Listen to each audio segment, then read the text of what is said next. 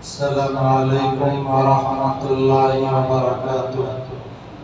الحمد لله الواحد المتوحد بالوحدانية هو الله، الفرد المتفرد بالفردانية هو الله، العزيز المتعزز بالعزة هو الله، القدير المقتدر بالقدرة هو الله، قبل كل شيء هو الله،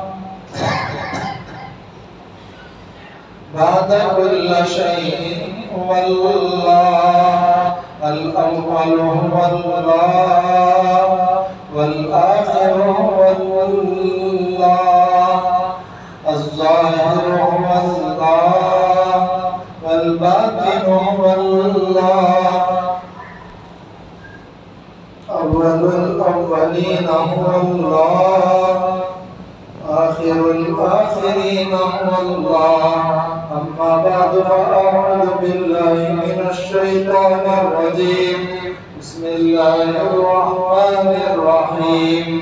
وما أرسلناك إلا رحمة للعالمين. وقال تعالى في مقام آخر: قل إن كنتم تحبون الله فاتبعوني يحببكم الله ويغفر لكم ذنوبكم. صدق الله العظيم. وقال النبي صلى الله عليه وسلم: من أحب سنتي فقد أحبني، ومن أحبني كان معي في الجنة. وقال النبي صلى الله عليه وسلم: من أحيا سنتي عند فساد أمتي فله أجر 100 شهيد، أو كما قال النبي صلى الله عليه وسلم: اللهم صل على محمد وعلى آل محمد كما صليت على إبراهيم وعلى آل إبراهيم إنك حميد مجيد.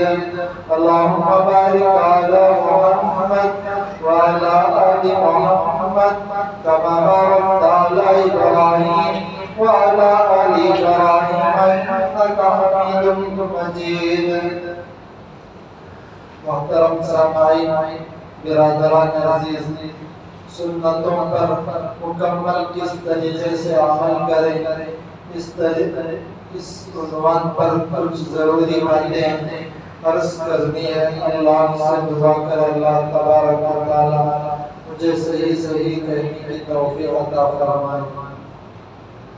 سب سے پہلی بات یہ ہے کہ حضرت جی مولانا امام الحسن رحمۃ اللہ علیہ ایک بات فرمایا کرتے تھے کہ میں یہ نہیں کہتا کہ مکمل سنتوں پر تم عمل کرو، میں یہ نہیں کہتا کہ مکمل سنتوں پر تم عمل کرو، بس یہ کہتا ہوں کہ جو کام بھی کرو بس اس کام کو سنت کے موافق، سنت کے مطابق کرو.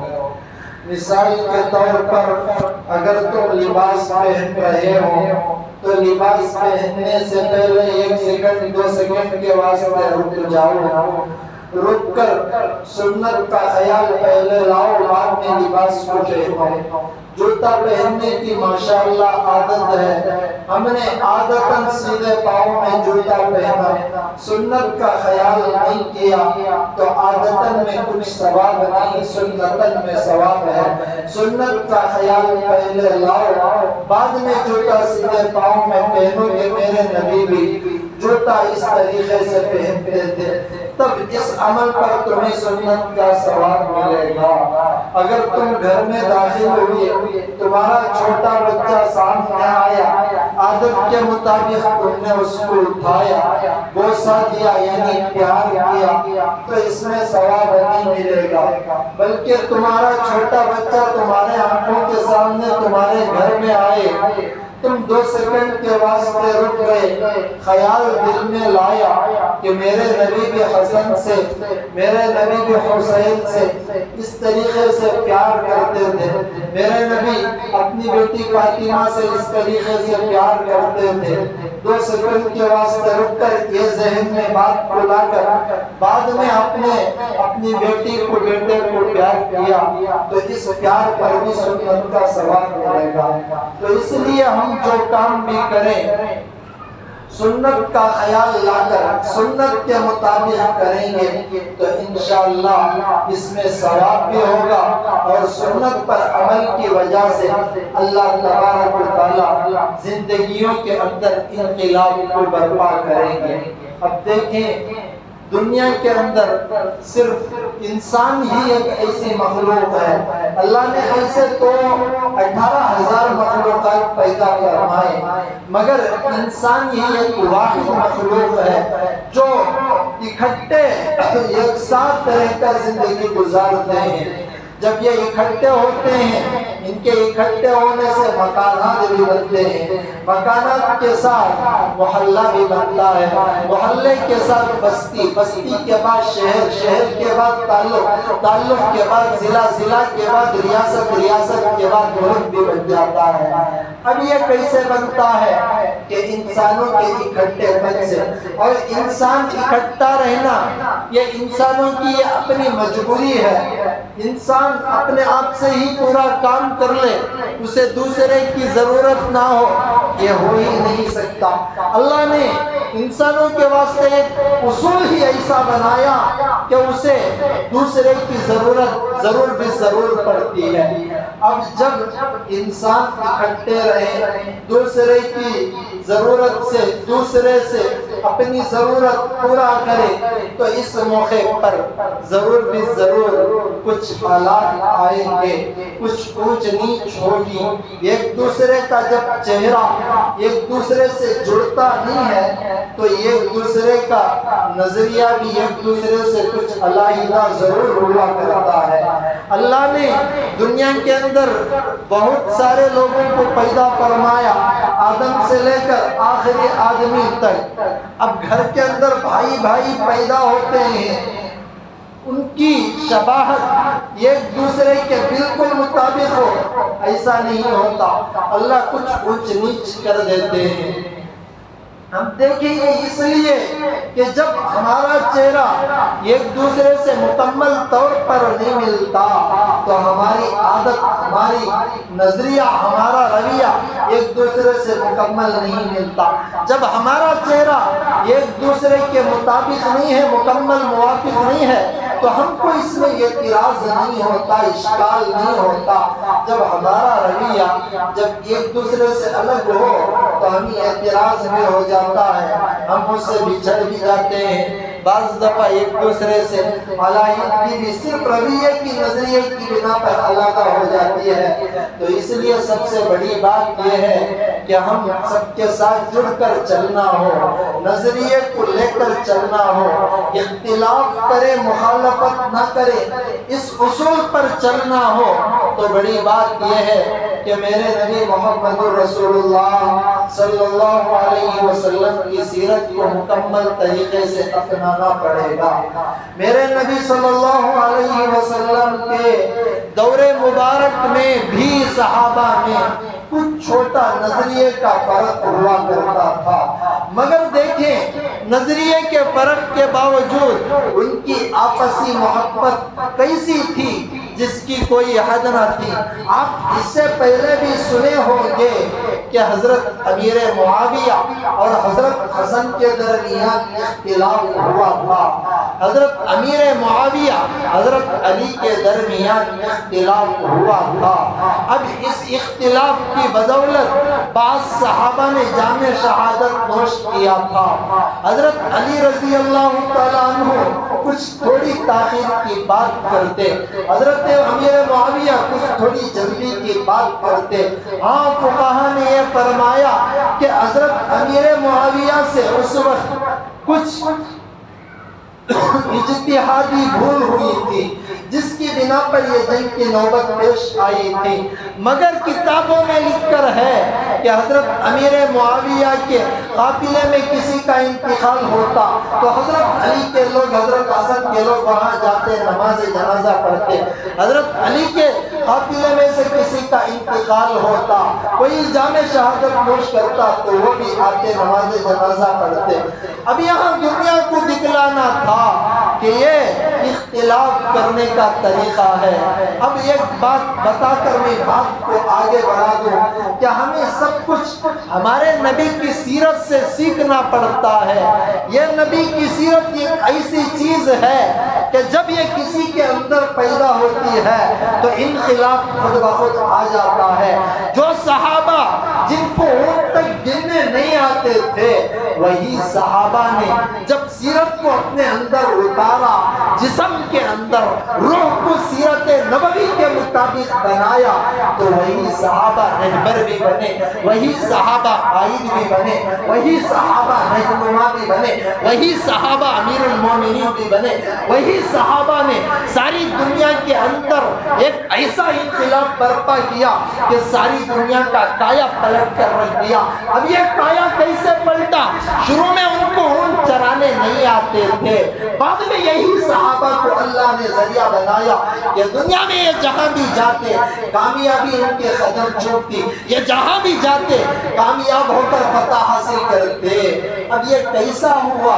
بس انہوں نے سیرت کو اپنایا، نبی کے طریقے کو اپنایا، اللہ پر مکمل بھروسہ کیا، تب جا کر یہ انقلاب برپا ہوا۔ میرے نبی کی عادت کریمہ تھی کہ ایک بادشاہ، اللہ نے ان کو نبی کو بنایا، دنیا کے اندر سب سے بڑا مقام کسی کا تھا تو وہ میرے نبی محمد رسول اللہ صلی اللہ علیہ وسلم کا تھا۔ ایک واقعہ کتابوں میں لکھ کر ہے، ایک مرتبہ میرے نبی محمد رسول اللہ صلی اللہ علیہ وسلم راستے میں پیدل کہیں چل کر جا رہے تھے۔ ایک صحابی، ادنا سے صحابی، نبی صلی اللہ علیہ وسلم کی پیدل چلنے والی حالت کو دیکھ کر نبی کے پاس آئے، عرض کیا یا رسول اللہ آپ پیدل چل کر جا رہے ہیں، میں گدھے پر سوار ہو کر آیا ہوں، آپ اس سواری پر سوار ہو جائیں۔ پہلے دور میں یا خچر پر یا گھوڑے پر یا گدھے پر یا اونٹ پر سوار ہو کر جانے کا معمول تھا، تو اللہ کے نبی محمد رسول اللہ صلی اللہ علیہ وسلم سوار ہونے کے واسطے تیار ہوئے تو وہ صحابی سواری سے پیچھے ہٹ کر فرمایا یا رسول اللہ آپ سامنے بیٹھنے میں پیچھے بیٹھ جاتا ہوں۔ اللہ کے نبی صلی اللہ علیہ وسلم نے اس وقت ایک جملہ تاریخ ارشاد فرمایا کہ نہ آپ سواری کے اندار ہیں، آپ سامنے بیٹھے میں پیچھے بیٹھوں گا۔ اب نبی صلی اللہ علیہ وسلم کی یہ بات، یہ عمل ہمیں معمولی لگتا ہے، مگر سوچ لیں ایک ادنا سے صحابی کا دل کیسے نبی باقی رکھ رہے ہیں، کیسے دل میں محبت بٹھا رہے ہیں۔ ایک ادنا سے صحابی کا ایک نبی ہونے کے باوجود کیسی محبت کا اظہار کر رہے ہیں۔ یہ محبت آج ہمیں سیکھنی پڑتی ہے۔ آج ہمارے الفاظ میں نرمیت نہیں، آج ہمارے دلوں میں نرمیت نہیں، یہ نبی کا طریقہ ہمیں سیکھنا پڑتا ہے۔ تو صحابی نے کہا یا رسول اللہ آپ تو اللہ کے رسول ہیں، آپ تو ہمارے بڑے ہیں، میں نہیں بیٹھ سکتا، میں اتر جاؤں گا۔ نبی صلی اللہ علیہ وسلم نے ان کے اس جذبات کو دیکھ کر تب سواری پر سوار ہو کر فرمایا ہاں میرے پیچھے بیٹھ لو۔ پھر سواری پر سوار ہوئے تو یہاں نبی صلی اللہ علیہ وسلم نے اس امت کو سبق سکھلایا کہ تم اپنی عادت، اپنی سیرت، اپنے حسن اخلاق کا برتاؤ اپنے لوگوں کے ساتھ ایسے طریقے سے کرنا چاہیے۔ یہ میرے نبی نے سکھلایا۔ حضرت عبداللہ بن عمر رضی اللہ تعالیٰ عنہ ایک صحابی رسول ہیں، حضرت عمر فاروق کے بیٹے ہیں۔ عبداللہ بن عمر تو فقیہ بھی تھے، عبداللہ بن عمر تو محدث بھی تھے، عبداللہ بن عمر تو بڑے صحابی بھی تھے۔ جب ان کی آخری عمر آئی تو آنکھوں کی بینائی چلی گئی۔ اب جب آنکھوں کی بینائی ختم ہو گئی، ایک مرتبہ اپنے شاگرد جن کو نافع کے نام سے یاد کیا جاتا ہے، آج بھی علماء ان کو امام التابعین کے نام سے یاد کرتے ہیں، عبداللہ بن عمر نے حضرت نافع کو بلایا، نافع کو بلا کر فرمایا، اے نافع، مدینے کے بازار کو جا کر بڑے دن ہو گئے ہیں، چلو مجھے لے کر چلو، اس لیے کہ میری آنکھ کی بینائی ختم ہو گئی ہے، میں مادار مدینے کے بازار کو جاؤں گا۔ حضرت نافع رحمت اللہ علیہ حضرت عبداللہ بن عمر رضی اللہ عنہ کا ہاتھ پکڑا، ہاتھ پکڑ کر مدینے کے بازار میں گئے۔ حضرت عبداللہ بن عمر کے بارے میں حضرت نافع سوچ رہے تھے کہ بازار میں آئے ہیں، کچھ خریدیں گے، کچھ خریدیں گے، اور استاد تھے، یہ تو شاگرد تھے، اور ہمت نہ ہوئی کہ کچھ خریدنے کی بات بھی کرو، آخر بالکل خاموش ہو گئے۔ حضرت نافع مدینے کے بازار پورا ختم ہونے تک لے گئے، پھر فرمایا حضرت اب تو بازار ختم ہو گیا۔ عبداللہ بن عمر نے فوراً فرمایا ٹھیک ہے، مجھے گھر واپس دے چلو۔ حضرت عبداللہ بن عمر واپس گھر پر تشریف لا رہے تھے، حضرت نافع کو اشکال ہو رہا تھا کہ آخر کر بازار کو کیوں بلا کر لائے جبکہ کوئی چیز خریدنے کے ارادے کی نہیں تھی۔ تو حضرت عبداللہ بن عمر سے آخر درخواست کی کہ وجہ کیا تھی کہ مدینے کے بازار کو بلا کر تشریف لائے۔ عبداللہ بن عمر نے اس وقت ایک تاریخی جملہ ارشاد فرمایا کہ مدینے کے بازار کو آئے ہوئے کئی دن ہو گئے تھے، میں آیا اس لیے کہ میں دوسروں کو سلام کروں، دوسرے میرے سلام کا جواب دیں اور دوسرے مجھے دیکھ کر سلام کرے، میں ان کے سلام کا جواب دوں۔ جب سلام ہوگا، جب سلام کا جواب ہوگا تو اس کی وجہ سے دوسروں کا دل خوش ہوگا اور سلام کی بدولت ایک دوسرے کو ثواب ملے گا۔ اب جب یہ کام ہوا تو دوسروں کے دل خوش ہو گئے، تو میں بس اسی کام کے واسطے بازار کو آیا تھا۔ تو اب ہمیں ان واقعات کو سامنے رکھ کر سیکھنا پڑتا ہے میرے ساتھیوں کہ میرے نبی کیسے تھے، میرے نبی کے صحابہ کیسے تھے، کہ ان کے اندر سیرت کیسی تھی، ان کے اندر حسن اخلاق کیسا تھا، ان کے اندر نرمیت کیسی تھی، ان کی زبان کیسی تھی، ان کا کردار کیسا تھا، ان کے حسن اخلاق کیسے تھے۔ آج ہمارا کردار بالکل ہمارے نبی کی عادت کے خلاف ہو گیا، جس کی وجہ سے کامیابی کامرانی ہماری منزل نہیں پہنچتی۔ حضرت عمر بن عبدالعزیز رحمت اللہ علیہ بڑے اللہ والے گزرے ہیں، صرف 2.5 سال کی حکومت حضرت نے سنبھالی، 2.5 سال کے اندر وہ عادلانہ نظام قائم کیا کہ ایک بکری، ایک بھیڑیا ایک جگہ پر پانی پیا کرتے تھے۔ ایک مرتبہ رات کا وقت تھا، حضرت رحمت اللہ علیہ کوئی چیز لکھتے ہوئے بیٹھے تھے، ایک مہمان آیا، مہمان آ کر حضرت عمر بن عبدالعزیز رحمت اللہ علیہ سے کچھ بات کرنے لگا۔ حضرت عمر بن عبدالعزیز رحمت اللہ علیہ اس سے بات کرنے لگے۔ چراغ تھا، چراغ کے اندر کا تیل ختم ہو رہا تھا اور چراغ کی روشنی بالکل کم ہو رہی تھی، قریب تھا کہ چراغ بجھ جائے۔ تو مہمان نے عرض کیا حضرت آپ کی اجازت ہو میں چراغ کے اندر تیل ڈالوں، پھر اس کی روشنی کو اونچا کرو۔ حضرت عمر بن عبدالعزیز نے فرمایا نہ، میں ہی خود کر لوں گا۔ عمر بن عبدالعزیز تو بادشاہ تھے، تو اس نے کہا حضرت آپ اتنی تکلیف نہ اٹھائیں، آپ کے پاس بہت سارے غلام ہیں، آپ کا ایک حکم ہوگا، میری ایک بات ہوگی آپ کے حکم پر، تو غلام تیار ہو جائیں گے، چراغوں سے روشنی جاری ہو جائے گی۔ حضرت عمر بن عبدالعزیز نے اس وقت ایک جملہ ارشاد فرمایا کہ نہ، میں خود ہی وہ کام کر لوں گا، اس لیے کہ وہ نیند میں ہیں، ان کو نیند سے بیدار کرنا مناسب نہیں۔ حضرت عمر بن عبدالعزیز اٹھے، اس چراغ کو درست کیا، روشنی زیادہ ہونے لگی۔ پھر حضرت عمر بن عبدالعزیز نے اس وقت ایک بات یہ ارشاد فرمائی کہ میں یہ چراغ درست کرنے سے پہلے بھی عمر بن عبدالعزیز ہی تھا، اب چراغ درست کرنے کے بعد بھی میں عمر بن عبدالعزیز ہی ہوں۔ چراغ درست کرنے کی وجہ سے میرے میں کچھ کام کمی نہیں آئی اور چراغ درست کرنے کی وجہ سے یہ چھوٹا کام میں کچھ بدلا نہیں۔ اب دیکھیں یہ تابعین ہمیں یہ سبق سکھلا گئے کہ تم جو کوئی بھی کام کرنا ہو تو بس تم عاجزی سے کام لینا۔ جب تمہارے اندر عاجزی ہوگی، من تواضع للہ، جب تم چھوٹا پن اللہ کے واسطے تواضع کے ساتھ اختیار کرو گے، رفعہ اللہ، اللہ تبارک و تعالیٰ تمہیں خود بخود بڑا بنا دیں گے۔ تو دیکھیں میں اسی لیے کہا شروع بیان میں کہ سیرت رسول یہی انقلاب ہے۔ آج سیرت رسول کی کمی آج انقلاب برپا کرنے نہیں دیتی۔ آج سیرت رسول وہ ایک امتیازی پہلو ہے جسے کسی نے بھی اپنایا تو اللہ تبارک و تعالیٰ نے سیرت رسول کی برکت سے دنیا کے اندر اس کا مقام پہنچا کر کے دکھلایا۔ آج ہمارے پاس کتابوں کے کتابیں سیرت رسول کی باتیں لکھے ہوئے موجود ہیں۔ آج ہمارے پاس بڑے بڑے کتب خانے سیرت رسول کے لکھے ہوئے پڑے ہوئے ہیں، مگر ہماری زندگی کے اندر سیرت رسول نہیں ہے۔ اب دیکھیں ایک بات دل کی کانوں سے سنیں، میری بات کو میرے ساتھیوں غور سے سننا پڑتا ہے کہ جو تاثیر سیرت رسول کی صحابہ کے دور میں تھی وہی تاثیر سیرت رسول کی آج بھی موجود ہے۔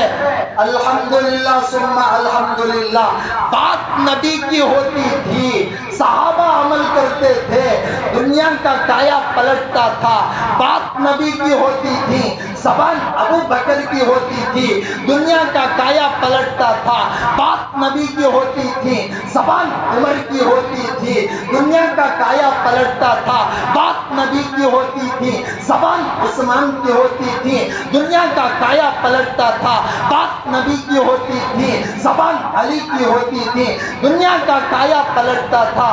آج بھی حدیث نبی کی ہے، قول ابو بکر کا ہے، بات عمر کی ہے، کردار عثمان کا ہے، طریقہ علی کا ہے، زبان ہماری ہے۔ دنیا میں کایا نہیں پلٹتا، دنیا میں انقلاب نہیں آتا، دنیا میں آج مسلمان دلدل کے کائے کھاتے ہوئے پھر رہے ہیں۔ وجہ صرف اس کی یہی ہے کہ ہم بات سننے پر اکتفا کر لیے، اللہ کے نبی کے طریقے کو ہم نے دلوں کے اندر نہیں اتارا، جس کی وجہ سے آج دنیا کے اندر انقلاب نہیں آیا۔ اب دیکھیں سب سے اس وقت سارے کے سارے فیس بک، سارے کے سارے واٹس اپ، سارے کے سارے اخبار، سارے کے سارے نیوز چینل اس وقت فلسطین کی بات کو لے کر، مسجد اقصی کی بات کو لے کر بھرے پڑے ہیں کہ وہاں فلسطین کے اندر مسلمانوں پر کتنا ظلم ہو رہا ہے، بچے کتنے شہید ہو رہے ہیں، ہزاروں کی تعداد میں مائیں بیوہ ہو رہی ہیں، ہزاروں کی تعداد میں نوجوان جام شہادت نوش کر رہے ہیں، مگر بہت سارے مسلم ممالک اس وقت خاموش بنے ہوئے ہیں۔ وجہ اس کی یہی ہے کہ پوچھا جائے تو یہی کہا جائے گا یہودی دماغ کا کھیل کھیلتے ہیں، ان سے اگر ٹکر لیا جائے تو ان سے ٹکر لے کر بچا نہیں جا سکتا۔ اب دیکھیں ماشاءاللہ اس وقت مسلم ممالک کے اندر مال کی بہتات جاری ہے، مال جو پہلے نہیں تھا اس سے کروڑ ہا کروڑ درجہ اس وقت زیادہ ہے، مگر ایک چیز کی اس وقت جو کمی ہے وہ سیرت رسول کی کمی ہے۔ حضرت عمر فاروق کے دور کو جاؤ 1400 سال پچھلے، حضرت عمر فاروق رضی اللہ تعالی عنہ جب تک مسلمان نہیں ہوئے تھے اس وقت ان کے والد محترم حضرت عمر کے والد محترم خطاب حضرت عمر کو روزانہ بلا کر ڈانٹ ڈپٹ کیا کرتے کہ تجھ سے اونٹ چرائے نہیں جاتے، تو کیسے زندگی گزارے گا؟ یہی حضرت عمر فاروق جن کو اونٹوں کی تعداد کی گنتی بھی نہیں آتی تھی، اللہ کے رسول کے پاس آئے، اللہ کے نبی کے قدموں میں پڑے، اللہ کے رسول کی سیرت کو اپنایا، اللہ کے رسول کی سیرت کو اپنے ظاہر پر بھی، اپنے باطن پر بھی، اپنے دل پر بھی، اپنے جسم پر بھی، اپنی روح پر بھی لایا۔ حضرت عمر فاروق کا دور خلافت تھا اور بیت المقدس کی بات حضرت عمر فاروق کے سامنے ہوئی۔ حضرت عمر فاروق معمولی لباس پہن کر اپنے غلام اسلم کو لے کر بیت المقدس کی طرف، مسجد اقصی کی طرف روانہ ہوئے۔ اللہ نے سیرت رسول کے اندر وہ تاثیر رکھی ہے، وہ دبدبہ رکھا ہے کہ حضرت عمر فاروق گئے، جنگ کی نوبت بھی نہیں آئی، سارے یہودی آئے، حضرت عمر فاروق کے ہاتھ میں مسجد اقصی کی چابی کے لیے پکڑا دی۔ یہ کیوں ہوا؟ بس انہوں نے سیرت رسول کو اپنے دلوں کے اندر اتارا تھا۔ آج کمی ہمارے اندر کیا ہے؟ سیرت رسول کی اتباع نہیں ہے۔ حضرت عمر فاروق نے امت کو سبق سکھلایا کہ میں معمولی لباس پہن کر ایک گھوڑے پر سوار ہو کر آیا ہوں، کوئی اور بھی ساتھ نہیں تھا، بس سیرت رسول کا پاور تھا۔ آج ہمارے اندر بڑے بڑے دعوے تو ماشاءاللہ موجود ہیں، بڑے بڑے کتب خانے کتابوں سے سیرت رسول کے بھرے پڑے ہیں۔ آج سیرت رسول کے عنوان پر بڑے بڑے بیانات بھی ہو رہے ہیں، بڑے بڑے یوٹیوب چینل بھی سیرت رسول کے عنوان پر چلائے جا رہے ہیں، مگر سب سے بڑی چیز جو اس وقت کمی کی ہے وہ یہی کہ ہم سیرت رسول پر عمل نہیں کرتے۔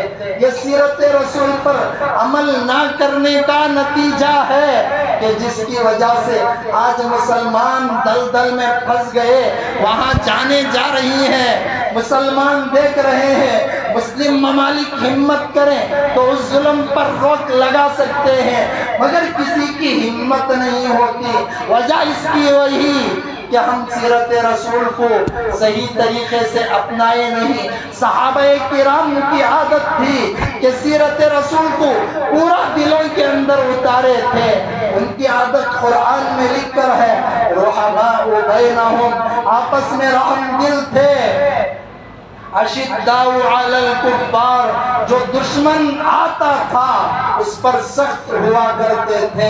آج ہماری عادت بالکل اس کے برخلاف ہو گئی۔ حضرت امام احمد بن حنبل کی بات کو میں آپ کے سامنے بیان کروں۔ خلق قرآن کا مسئلہ پیدا ہوا، ان کے وقت کے خلیفہ نے کہا کہ قرآن مخلوق ہے۔